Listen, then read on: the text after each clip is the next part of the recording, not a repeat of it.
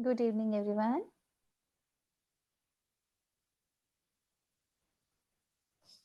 I would request you all to please come on camera so that we can start the interaction.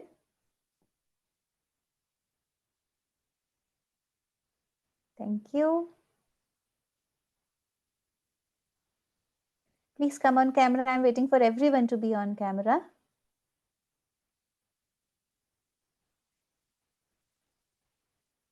Thank you, Mr. Rajat, Mr. Ravi.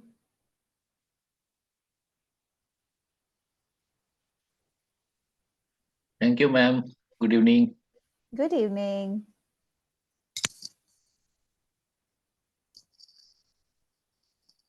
I'm waiting to start. I want to see my audience.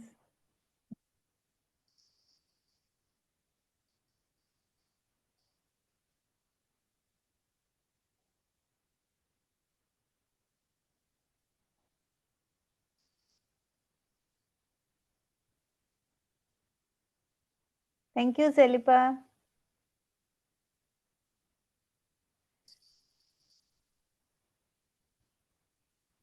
Thank you, Mohammed.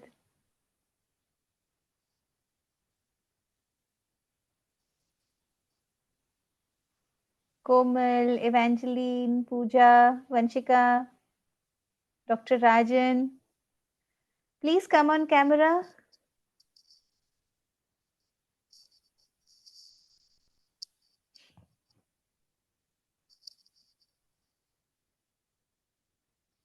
It's really important to be visible, and that is the first step in the direction of having an interactive session, right? I do not want to keep it a one-way communication, and I have so many slides where we would be interacting and we would be talking. So if you'll be off camera, it would not give me a clarity whether you are available, whether you are listening, not listening, whether I am making sense, not making sense. So unless there is a challenge of network or bandwidth, please come on camera. So you are all future therapists, right? You are joining a webinar on psychotherapy. Would you stay anonymous? Would you not be visible to your clients?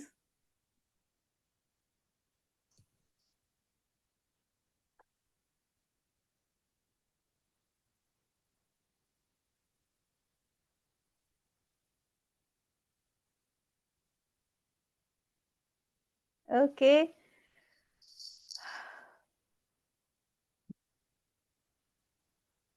So unless you would be writing a reason, which is a genuine reason for you to turn off your camera, I think you can read the message in the chat box that it is essential and mandatory to keep your camera on during the session, um, for obvious reasons, right? So I'll start interacting, and I'll be addressing the people who are on camera because I can see them that they're listening to me. Thank you, Komal.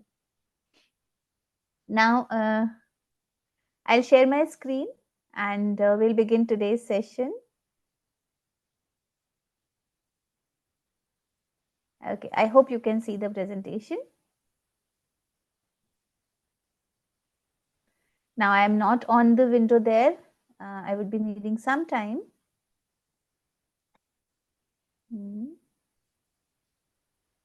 To be able to see everybody here.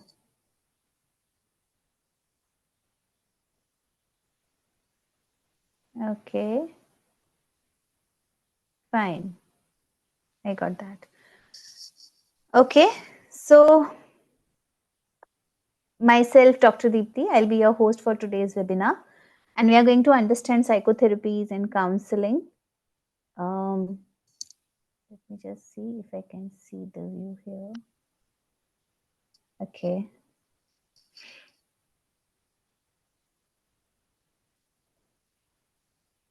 No, not like that. Okay. Right. So let me give you a brief introduction about me. I am a psychologist by qualification. I am registered with RCI. I am trained in cognitive behavior therapy. I am a trained hypnotherapist. I am a trained CBT practitioner. I told that. Then I'm a career counselor. I'm in the field of counseling and psychotherapy for last 20 years. And I would be helping you understand the basics of psychotherapy, what all psychotherapy is about. So, I have in this slide, I'm saying psychotherapy and or counseling. Why I'm using this term interchangeably? Any guesses about it? What would you like to say about it? Can we use it interchangeably or are they two different things? Is psychotherapy different from counseling and how they are different?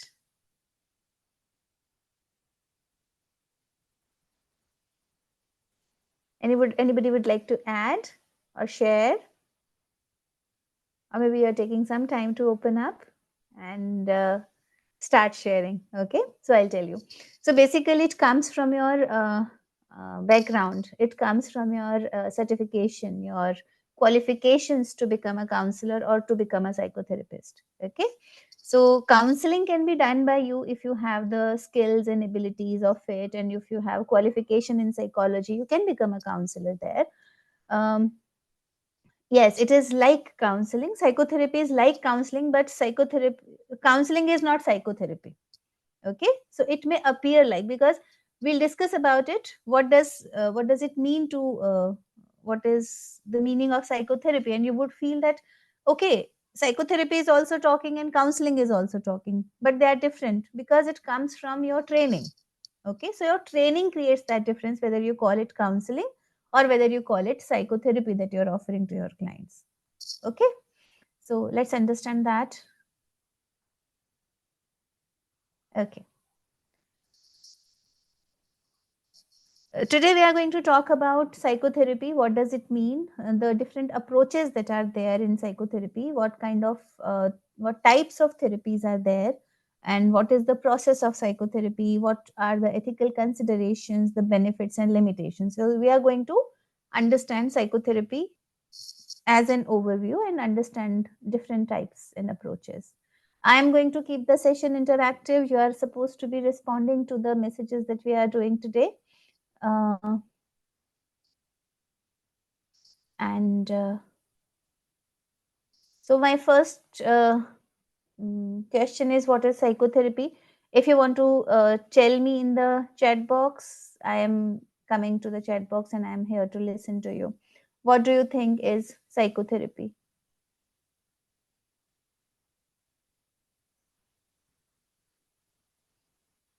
Definition or anything that comes to your mind. What happens in psychotherapy? Okay, what happens when we are giving or receiving psychotherapy? Let me see the chat box. Talk therapy. Okay, we talk. Correct, we talk when we are doing psychotherapy. What else do we do?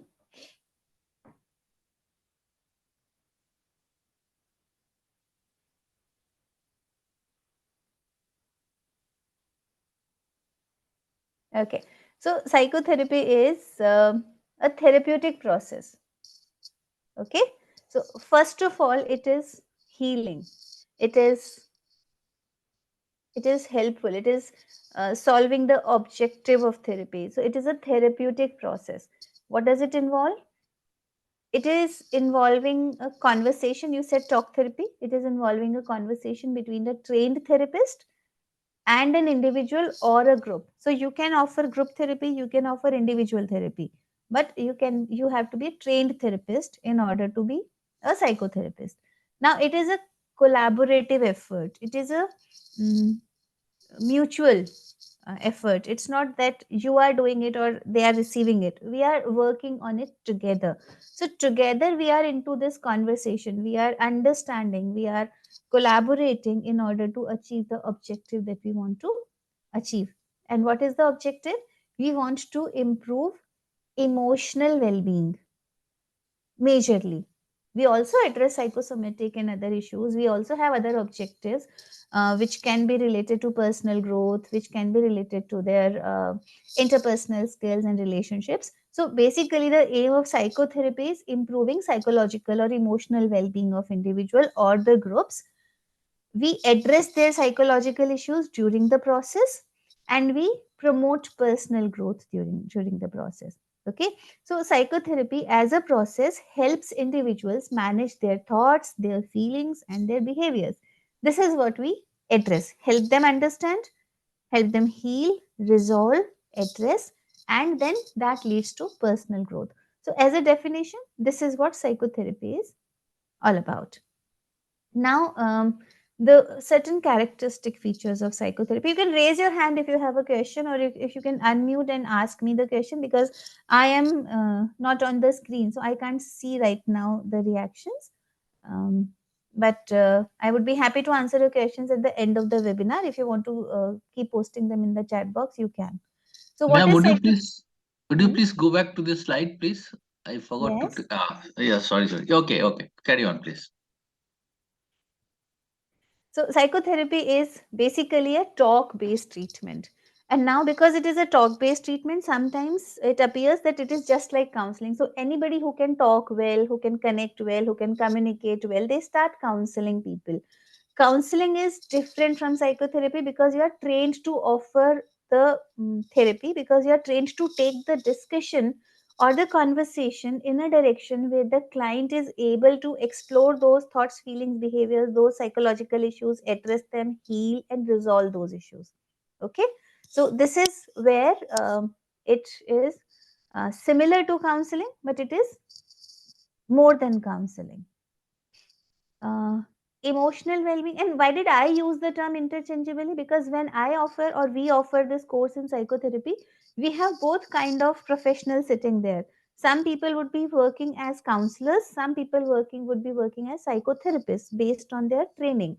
So I use the term, both the terms here, because the techniques that we are understanding, the overview that we are understanding about what does a particular form of psychotherapy entail, what is it all about, I am addressing both. I'm talking to you as future therapists or future counselors. So uh, I used both the terms when I introduced the topic. Okay. Second, we are addressing the emotional well-being. Okay. So emotional, because the feelings are something that are the major issues that we are addressing. Behavior, which is feeling originated, thoughts which lead to feeling. So thoughts, feelings, and behavior, they are interconnected. So we are talking about their emotional well-being, mental, psychological well-being, and personal growth. Then we talk, it is a confidential and collaborative process. Collaborative, I explained, it's a mutual, it's two of us working together. The person sitting in front of me and me, both of us would be working in the direction of emotional well-being.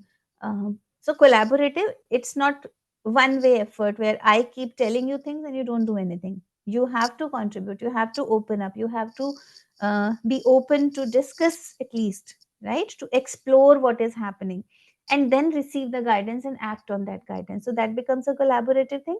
And confidential, because whatever you are sharing with me, you are sharing your deepest thoughts and feelings and vulnerabilities and fears and apprehensions and whatever thoughts come to your mind. So the first thing that the counselor, the therapist offers is the confidentiality. Whatever you share in the therapy space during the process of therapy stays confidential with the therapist. Without your consent, they would not be sharing anything with anybody, not even with your family. So that gives them the faith and the trust that, okay, I can be myself here, and there is no need to present myself, or there is no need to hide anything from the therapist sitting in front of me. Unless you are required by law, you are legally obliged to share certain informations, you would not be sharing it. And when are we required to share the information? When does law want us to share what we are discussing during the therapy?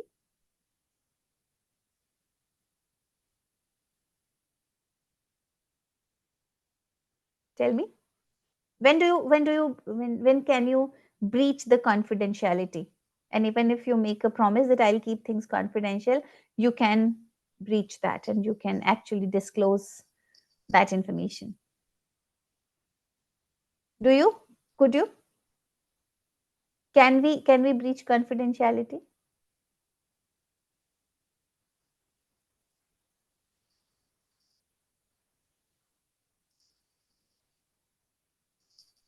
Okay.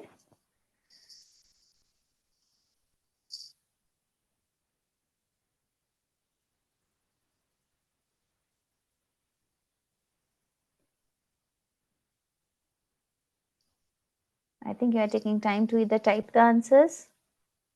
You can unmute and speak. That would be better because that's going to take less time and we'll be able to complete what you want to discuss. Yes, Zelipa is unmuted. You want to add? Yeah, actually, I want to ask, there are times when you are pressurized by people which you need to disclose. Is it okay if you disclose certain information? When you are pressurized to disclose the information by Yes, yes. family members?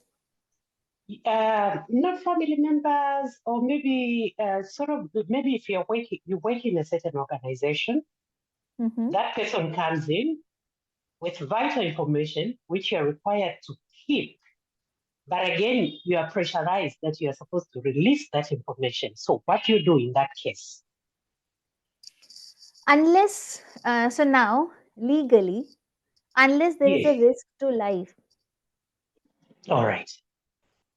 unless there is a harm which is Okay. um, which is happening or which is occurring, there is a threat, Mm-hmm. Yes. you are not bound to share that information. All right. You're supposed to take it to the grave with you. You have to tell them that these things are confidential and I am not supposed to be sharing what my client shares with you. It is going to break our Yes. therapeutic relationship.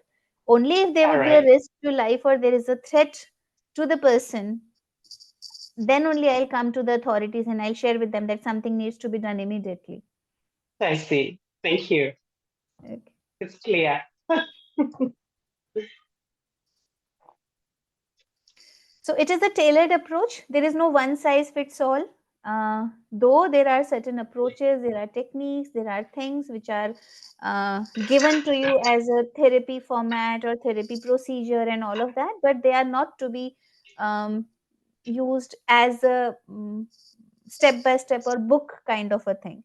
You have to tailor the techniques and customize the approaches and techniques so that the individual gets benefited. So you have to be considering individuals unique needs and goals when you are implementing any technique or approach of therapy for that matter. Then it also means that therapy can also be used in variety of situations. So there would not be just clinical issues where anxiety, depression, trauma is there, but therapy can also be given for personal growth, emotional resilience. It is a versatile form of a treatment. So it is where you are helping people grow, achieve their emotional objectives, psychological well-being and emotional well-being objectives. So it has diverse applications. Okay. So we are clear with psychotherapy, or is there any question about it? And when you will be joining this course now, you will get to know when I ask this question, that means now I am asking you questions. If you don't have questions for me from this portion, I'll ask you questions from this portion. Okay. So be prepared to answer. What is the primary goal of psychotherapy? A, B, C, or D?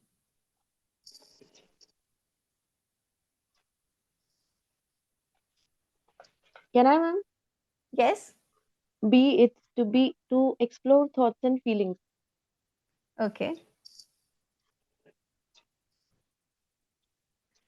Is there any other thought? I Or think should I B and C both.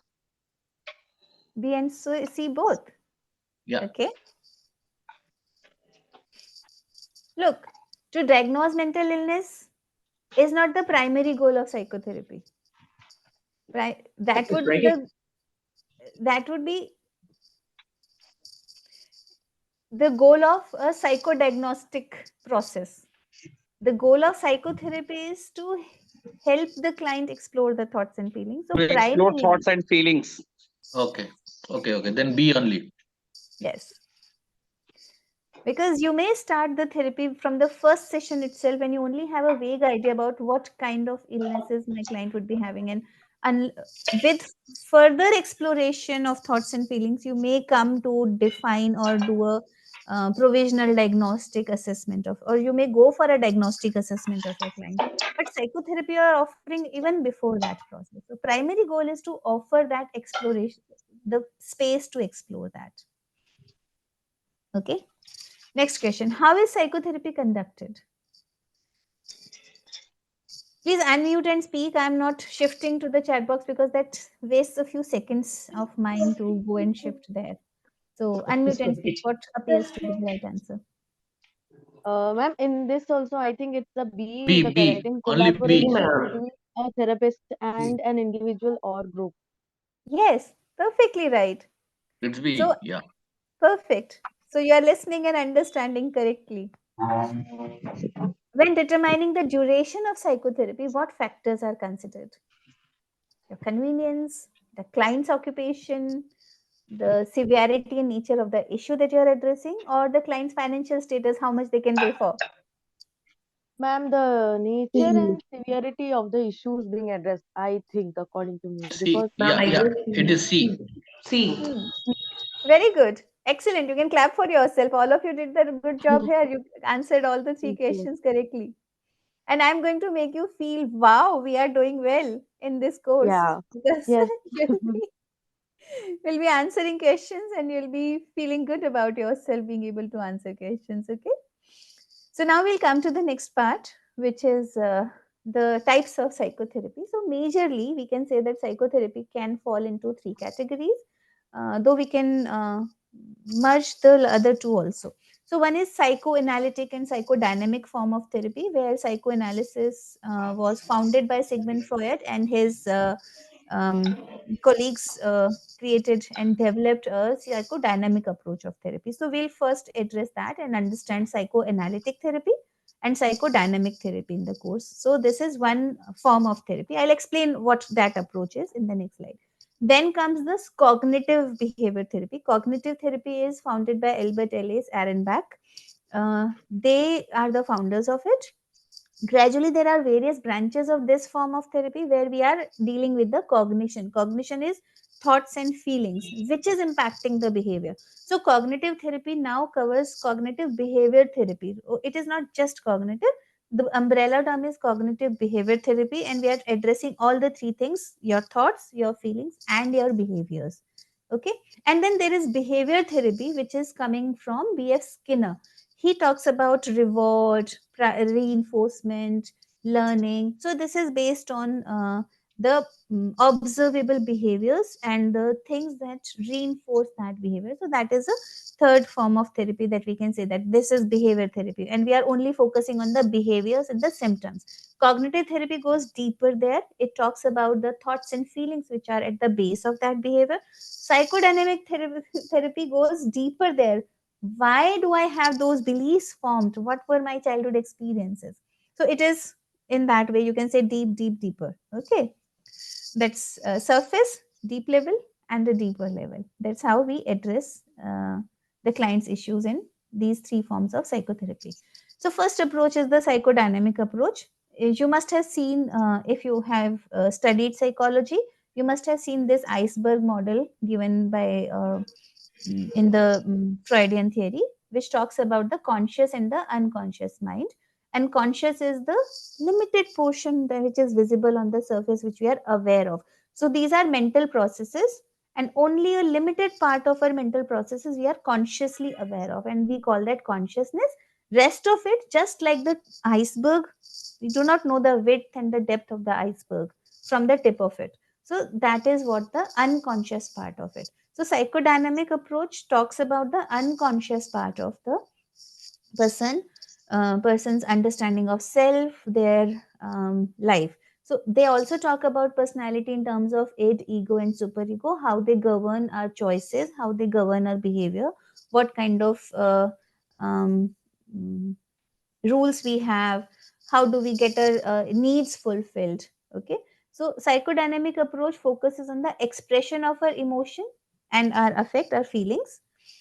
It is focusing on the avoidance attempts of unpleasant thoughts and feelings. So according to them, the id is something which is pleasure driven, or which is having some basic two basic needs which are being fulfilled. So once those needs are inappropriate, we suppress them, we learn to suppress them. And when we have those unpleasant feelings that I did something wrong, that feeling of fear, feeling of shame, feeling of guilt, feeling of anger, anything which is inappropriate, because that's what we learn from our society. So that avoidance of those unpleasant feelings and thoughts leads to the personality issues, which leads to mental illnesses. That is what their basic concept is. So we try to identify those patterns, and we try to see the themes, the recurring themes in the behavior of a person, which gives us an idea about what is the pattern and where it must be originating from. So this comes from the past experiences. Where is it originating from? How have you been treated as a child? What have been your childhood experiences, right? So those childhood experiences are something, the past experiences that um, psychodynamic theory goes, because they are all suppressed here, and they form a major portion of, as a base of what is reflected on the surface level, which is the behavior in the outer level. So your mental issues or the problems are originating from a deeper issue, and psychodynamic approach digs deeper in that issue. Okay. Exploration and discussion of interpersonal relations, majorly in your initial formative years of life. And it also talks about the therapy relationship, the relationship between the client and the therapist, where therapeutic alliance is talked about, that it is a space where the client can open up and talk and share what they are experiencing, what they are thinking, they have been through, and the therapist helps them see that pattern and gain that insight through that disclosure. Okay. So that disclosure and insight is something that happens in that relationship. The objective is definitely to deal with the challenges and promote that change in the behavior, the desirable change. It also talks about the desires, fears, daydreams, dreams, and fantasies. There is a subconscious language in which your subconscious mind, the things which are hidden here, they get expressed in the forms of your dreams, daydreams, slip of trunks, fantasies, and all of that. So we also explore those materials. They are something which is the content for us to explore during the therapy, and gives us a insight about what is buried deep within there. Okay.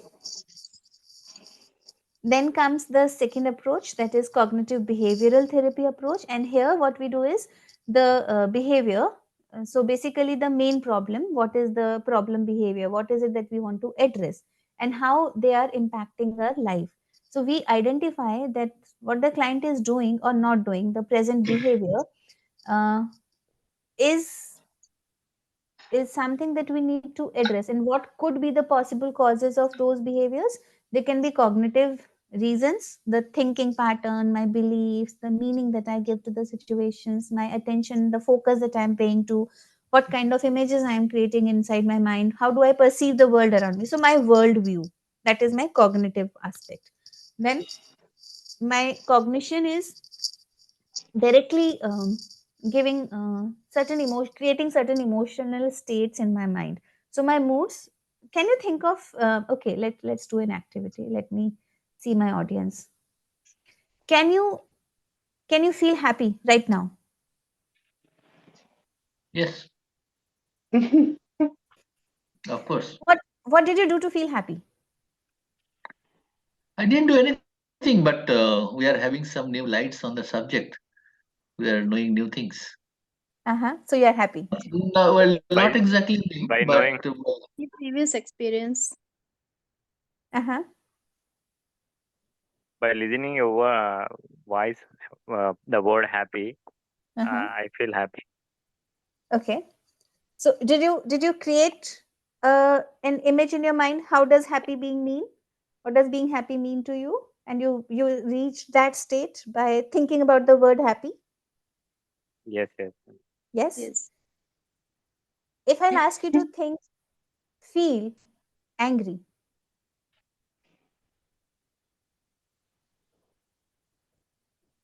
you have No, to it feel comes.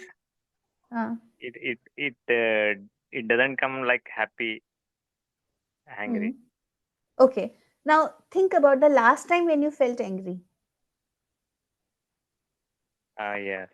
when something I don't want is happening, Hmm. or I don't like is happening, that time we get angry. Huh. So there was a situation. You saw that situation. You were in that situation. There was Yes. a meaning of that situation that got created inside your mind. Mhm. That meaning is the cognitive aspect of that situation, how you are perceiving it, what you are focusing on, what is happening, what you expected it to be, how it is different from what you expected it to be. That thought is giving rise to the feeling, Yes. right? So, cognitive behavior therapy says the situation is not causing the feeling. The cognition of the situation is causing the feeling. The thought of that situation, the meaning of that situation is causing the feeling. Okay. So, that is what is happening at an individual level. You may be in the same situation, but you may have a different feeling in the given situation. Why? Because something is happening at a cognition, at the mind level. Somebody else is giving it a different meaning as compared to the other person who is not feeling the same way, right? So, cognitive behavior therapy talks about the connection between the thoughts and feelings, and then that results in a behavior. Then there are other aspects of that problem situation that we are addressing. It can lead to unhelpful behaviors. You may avoid certain situations. You may have some unhealthy coping mechanisms, just like alcohol, drinking, beyond limit, uncontrollable. Then there are physical sensations also. You can have low energy, you can feel exhausted, pains, psychosomatic symptoms. Then there can be environmental problems also, which the client might be coming from. They might be experiencing relationship issues, work stress, everyday challenging situations, people not listening to them, not respecting them, valuing them, or having a lot of demands from all aspects or all dimensions of life coming their way. So these could be the possible causes that the client is not able to deal with properly, and then that is um, um, making the problems persist. Okay, so we would be helping them identify the changes that the client can do in their own selves, which would eliminate these causes or which would reduce the impact of these situations and causes. So we would be teaching certain techniques during the therapy where these changes can be pursued. So the teaching happens during the sessions. Homework is given to pursue these changes between the two sessions. Also, this is kind of a training where you teach techniques to the client rather than uh, psychodynamic approaches. Client becomes finds a safe space and tries to be themselves, and they explore their inner world in your presence, which is a safe presence for you. It is a safe place for them. In cognitive behavior therapy, it is a more structured form of therapy where after they talk to you about what is the issue that they want to address, you teach them certain techniques to better or more effectively deal with that. So we are structured, we are training them. So we believe that we know the answers and we are giving you the answers. You try this, it may work for you. So there it differs from psychodynamic approach to some extent. Then CBT has various other modalities which have developed from that. There might be newer approaches. So, for example, acceptance and commitment therapy, multimodal therapy. Then REBT, CBT are the same, similar thing. One is by Ellis, one is by Beck. Then comes behavior therapy by Skinner. Then dialectic behavior therapy, mindfulness based cognitive therapy, and mindfulness therapy, schema therapy, and metacognitive therapy. These are various branches which are emerging, which are originally coming from them, taking the same basic fundamental that thoughts, feelings, and behaviors are interconnected, and you are addressing one aspect of it. Okay, so we are not going into the depth of it today in the session. Some of these therapies would be taken up during the course when when we'll actually learn the therapies in detail. Now, types of therapy. The dialectic behavior therapy is targeted at developing healthy social skills, managing your stressful situations. It is basically helping people who are having a lot of difficult circumstances to deal with, and who are having difficulty in maintaining interpersonal skills, relationships, and how to No, it's deal with okay. that stressful Yeah, situation.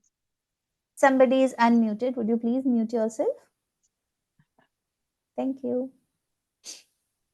So this is the basic objective of dialectic behavior therapy. Then cognitive behavior therapy, I just explained to you. We try to reprogram or restructure the mind from the deprecating thoughts, and change them to more positive. It's not positive thinking. It is basically seeing things from a different angle, from a different perspective, while being aware of the other perspective, but deciding to shift to a more helpful perspective. So that is how it is.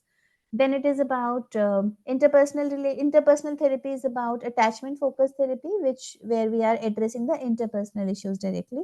Emotionally focused therapy focuses on the emotions and how to cope with the past sufferings, and experiential therapy is a more physical form of therapy where they act out and do the role plays, and they relive and resolve their past experiences and learning from those experiences. So we may go into the depth of some of these therapeutic modalities when we will be doing the psychotherapy course. So now these are the names, and I'll be giving you a cue, and you have to identify which therapy it is. Are we ready for the quiz, or do you want to ask me any questions?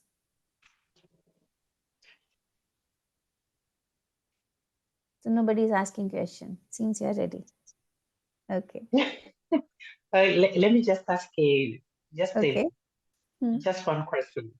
Yes. You were talking of somebody releasing information. How do you get somebody to be more comfortable with you to be able to tell you what they're hiding? This is about your skills of listening. Yes. And what are those skills of listening? How do you develop those skills? How do you build that rapport? How do you create that safe space? That is the first session in the psychotherapy course. All right. Thank Sometimes you. people ask me, because I remember sometimes people ask me, why are we learning this skills thing here in this session? You should be directly talking about the therapies. But for any therapy to be successful, the first thing is the skill of the person who is offering therapy, the All skill right. of listening, the skill of building that rapport, building that space of trust where the client opens up, All right? right. So Thank you. that is a skill that we'll be talking about. Thank you so much. Clear. Welcome.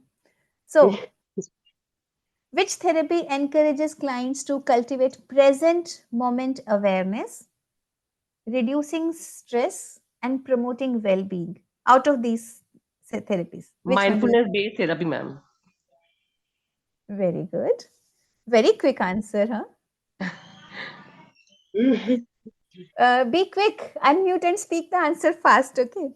Focus on observable behaviors, their triggers, and uses the principles of learning to modify them. Cognitive behavioral therapy? There was another Behavioral, answer. behavioral therapy? Yes, because we are using the principles of learning. I told you the Yeah. learning thing, right? Behavior therapy. Okay. A goal oriented approach that focuses on solutions rather than problems, and it is often brief in the duration. Solution Solution focused focused brief brief Focus therapy. therapy. brief therapy. Last one. Yes, Yes, yes, yes. solution focused brief therapy. Solution focused brief Absolutely therapy. correct. Absolutely correct. We are solution focused and we are brief. So Brief. that is solution focused brief therapy. Emphasizes the role of unconscious mind, childhood experiences, and the defense mechanisms. Psychodynamic. Psychodynamic. So dynamic. Very good. Excellent. Centers on human potential, self actualization, and the importance Client of. centered therapy, ma'am. Very good. It is humanistic therapy. Humanistic, yeah. Human potential we are talking about. Okay. Human potential and self actualization, and that makes it humanistic model. Focuses on identifying and changing negative thought patterns and behaviors. This is client-centered Client therapy. centered therapy. This comes in client centered, I think. Client centered therapy is where client takes the lead and we only repeat what the client is saying. So we become the listener and we let them lead the conversation and we just let them hear themselves back. So It that is is how. mind. Cognitive behavioral therapy. Yes. Cognitive Thoughts. behavior. Yes. Thoughts, Yeah. patterns, and the feelings. The negative thought pattern is what is addressed Cognitive in the. behavior. Yeah. Yes, cognitive behavioral. Very good. So another learning check done. Are you liking this? Okay. Beautiful. So now we come to the types of therapy. Another way to understand the therapy. So there can be an individual therapy where you can offer it on a one-on-one basis. It can be for mental illnesses. It can be for your personal growth and development also. So basically, what we are addressing is individual issues, individual concerns, and individual's personal growth. And it is the highest level of privacy and confidentiality. What you say here in the session stays with the therapist only, and nobody else knows about it, what is being shared. Okay, so it gets highly personalized. I can tailor it to your need, what you need at the moment. So you are at the focus, you're at the center of the therapist attention, and the therapist is tailoring the therapy according to your needs. The weakness is that it is peer group. The support group dynamics is sometimes missing in this. Otherwise, it is a very confidential, very private, very flexible kind of a thing, and people feel comfortable when there is nobody else listening to them. But sometimes knowing that others are sailing in the same boat can also be comforting. Okay.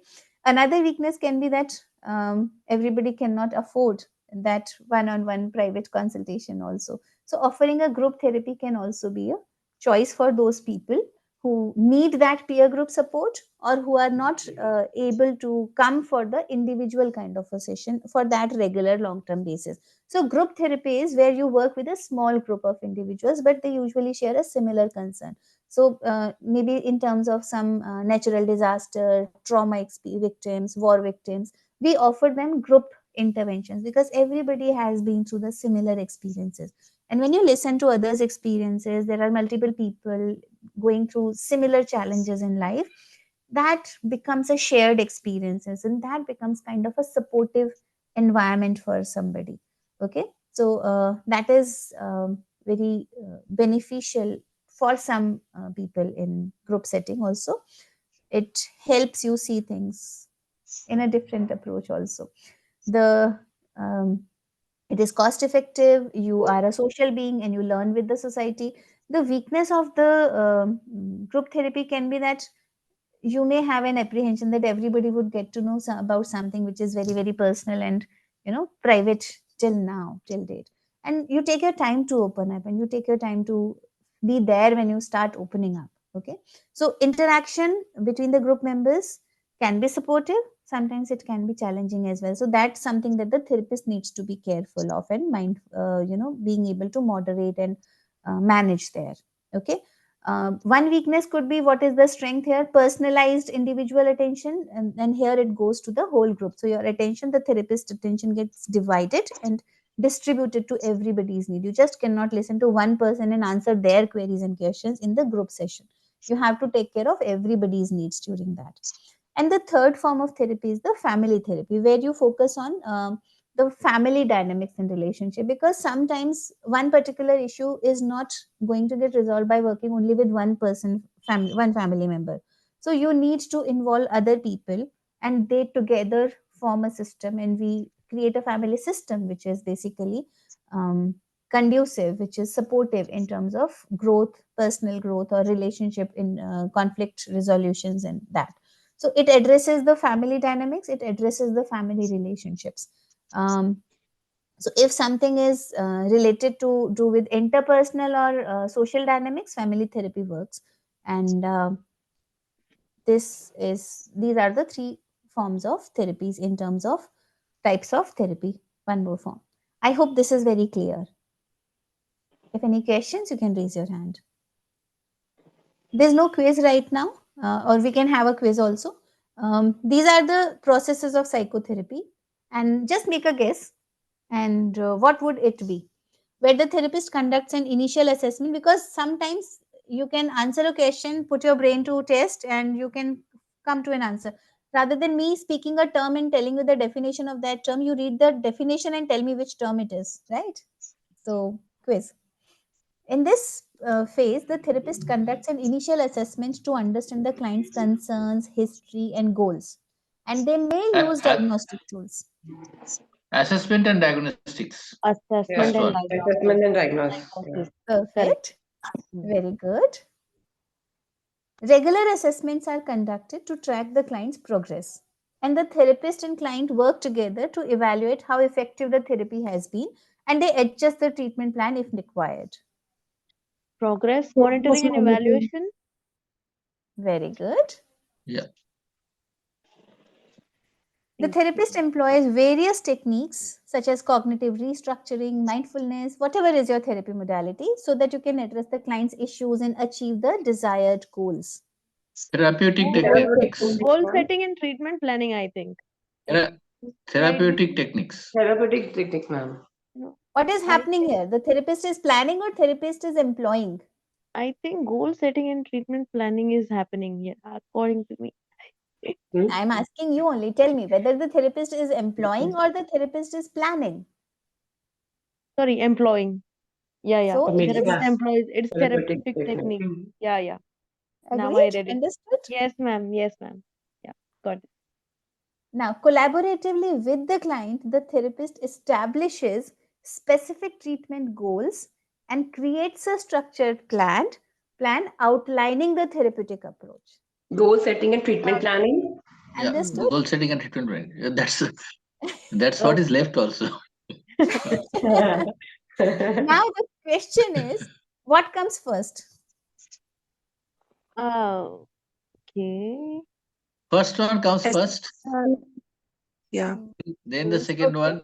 Assessment Assessment and and diagnosis. diagnosis come first. Okay. First one comes first, then the fourth one, Then the fourth Goal one, setting yeah. and treatment planning. then Then the will be third third one, one, Third, and then the third one, third. and then will be second one. Last one is progressive evaluation. Very good. So you can clap for yourself. You could understand what is the process of psychotherapy and what happens after first stage and the next stage and the next stage, right? Yeah. So 1, 4, 3, 2. yes, correct. Correct. So only I'm saying correct. There is no way to tell you that this is correct sequence. Okay, I'm not changing the sequence in this slide. Okay. So now explain what is confidentiality. Who would speak? I know I have a brilliant audience. You understand it. You don't need definitions from me. Just tell me what does it mean, and then we'll read the definition. What do we mean by confidentiality? We discussed it today.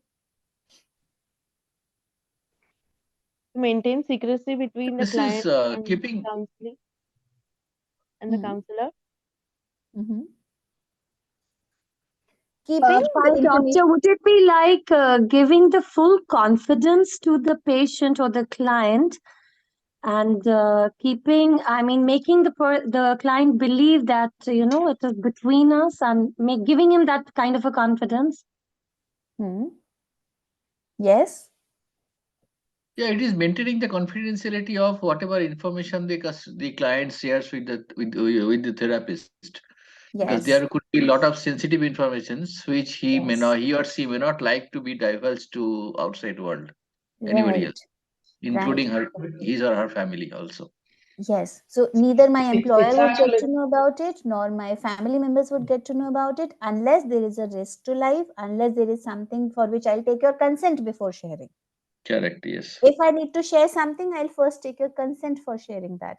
And I tell you well in advance, if you would be sharing something which is really life threatening, either for your own life or somebody is giving you a threat of life, I need to take action. I am legally bound to report to authorities to protect you or the other person who is at risk. Okay. Yeah. We tell it before we start exploring and listening to that. It's not after you listen and you tell them about confidentiality. Now you have told me about something and now I'm going to tell it, and the person would say no, then I should not have told you about it, right? So you Yeah. maintain that in the initial Yeah. stage. Yeah. So you talk about exceptions also. Sorry, informed consent. What do we mean by informed consent? This is like taking consent of the client after informing him or her that we want to do this or we want to do that, or we want to divulge some of the informations. I mean, whatever it is. Right. So informed consent is where we are talking about the therapy process, what approach you are going to have, what could be Exactly. the risks, what are the benefits that you are expecting, what are the objectives that you are trying to fulfill, what is your client's right, what is their responsibility. So anything and everything that you want to inform Do. your client about, whether it is your rules for payment, whether it is your rules for scheduling of the sessions, whether it is about the process and how it impacts an individual at a feeling level or at a behavioral level or at a family dynamics level. All of that needs to be discussed. It maybe we would be exploring certain information which is very sensitive, and you may feel a little disturbed during the process. So informing them about it and then taking their agreement to giving their consent to continue to therapy and participate in the process. So that is informed consent. Okay. What is boundary? These are the ethical considerations in the therapy process, right? What is boundary? Not to get too close to the counselor or a client, you know. I still remember one movie, Shah Rukh Khan and Alia Bhatt ka movie. Yeah. There's a Dear Willy. love scene between the counselor, therapist, and the client. So I guess this is the boundary, ma'am. We should maintain the boundary. Right. So did he maintain the boundary or did he breach the boundary? I have not seen the Pura movie now, but I still remember the scene. I don't know. Was the boundary respected by the therapist at the end of the movie? Yes, ma'am. I think so. Yes. Yes. Okay. The client might have transference happening to the therapist, Yeah. but the therapist maintained the boundary there. Yes. He left. Yeah. Yes. So this is clear boundaries so that you are not having any kind of ethical dilemmas. You are avoiding dual relationships. You are not having any conflicts of interest. You are not doing two things simultaneously, which are against the interest or against the well-being of your client. Okay. So this is very, very ethical that you define and maintain your clear boundaries. Competence. In terms of ethical consideration, let me explain that. Therapists should be providing services within their scope of competence. If you do not feel competent enough to address a particular issue, deal with a particular case, you may refer the case to somebody who you think is capable of or who you know is capable of. Okay. Or you seek supervision when such a case comes to you. Okay. So this is what needs to be taken care of. There is no harm in saying that, sorry, I'm not the expert in handling these kind of cases, or I have not had enough experience. Maybe I can refer you to someone else. And whenever you are doing a referral, it is not about your client who cannot be helped. It is about you who do not have the necessary experience or skills to help this kind of a situation. There are people who are experts in it who have handled these kind of things. So it is never rejecting a client or not sending a message to the client that you cannot be helped. You know, sometimes the doctor is also not able to help me. It should never be that message. It is about I know somebody who is having a better experience or more experience in dealing with your issue. May I refer you to that person? Getting it? That is very, very ethical. And then if the client decides to continue with you despite that disclosure, you seek supervision, and under that guidance of that supervision, the supervisor, the senior with whom you're working, you can offer them that support that they are needing from you. Cultural sensitivity is very, very essential so that you can deal with clients from different backgrounds and you do not have your own personal biases coming in and interfering in the process of therapy. This is also very important. And if you have certain limitations and certain biases, you need to go through the process of dealing with those biases first before you start offering the therapy to people with diverse backgrounds. So you need to be mindful of your own biases before you enter the therapy space. Okay. Certain do's and don'ts about therapy. Maintain a safe and supportive environment, act in the best interest of the client, listen actively and empathetically. That is coming in the skills of therapist. Seek supervision and consultation if there is a complex case that you have not dealt with earlier or if you are getting stuck at a particular place. Provide clear and accurate information about fees, payments, scheduling, rescheduling, cancellations, and all of that. Do not have any ambiguity there. Don't disclose your personal information. Sometimes your clients may ask you certain information. You may get I would prefer, maybe you can give a general information, but not going digging deeper into your personal life. Okay.